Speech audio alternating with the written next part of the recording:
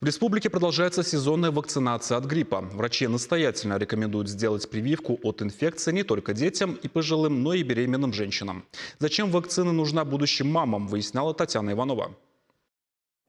В школе будущих матерей идет очередное занятие. Врачи обучают женщин и навыкам ухода за ребенком, и способам профилактики болезней. Во время беременности иммунная защита организма снижена, поэтому в этот важный период жизни стоит защититься от гриппа. Вообще я делаю каждый год.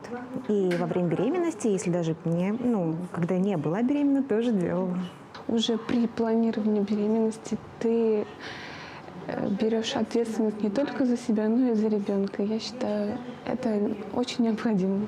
Прививку от гриппа можно сделать со второго триместра беременности. Иммунитет формируется примерно 3-4 недели, и к родам организм обретает надежную защиту. Он нужен и маме, и младенцу. Ребеночек, внутриутробно находясь, имеет защиту только ту, которую даст ему мамочка. А мамочка может передать только те антитела, которые у нее есть. Соответственно, крайне важно, чтобы она была вакцинирована, у нее сформировался достаточный уровень антител в крови, и она могла передать этот иммунитет ребенку. Тогда первые 6 месяцев после рождения ребенок будет защищен от гриппа. Если женщина не успела привиться до родов, это можно и нужно сделать после появления на свет малыша. Вчера мне предложили сделать прививку от гриппа.